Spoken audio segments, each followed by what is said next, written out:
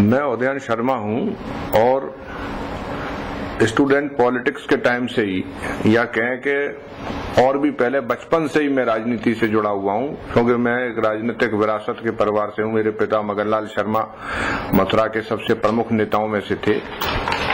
तो हर समय लोकतंत्र के उत्सव में, विशेष करके चुनाव में मैं बहुत सक्रिय रहता हूं, क्योंकि 5 साल बातें करने से कोई लाभ नहीं है अगर चुनाव में हम लोग सक्रिय न रहें। इसीलिए मैं चुनाव लड़ा।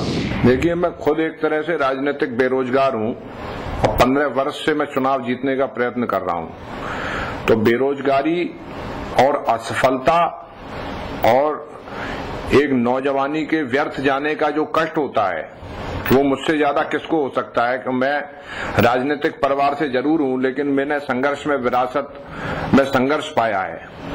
तो अभी तक मेरे को कोई चुनाव में जीत नहीं मिली।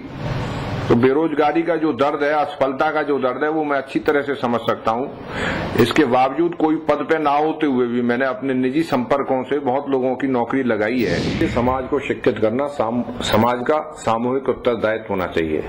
यानी शिक्षा 100% फ्री होनी चाहिए, चाहे इसके लिए 100% जनता पर सरकार टैक्स लगा दे। किसी के 6 बच्चे हैं लेकिन वो गरीब है, उस पर 6 गुना शिक्षा का खर्चा आ रहा है। एक आदमी अरबपति है लेकिन उसके एक ही बच्चा है, उसका शिक्षा का खर्च बहुत कम है। तो शिक्षा समाज का सामूहिक कर्तव्य है। शिक्षा 100% फ्री हो जानी चाहिए। ये तो केंद्र सरकार की पॉलिसी बदल के ही हो सकता है। देखिए, बिजली और रोड उपलब्ध कराने के लिए सबसे बड़ी बात है कि ईमानदारी की पॉलिसी।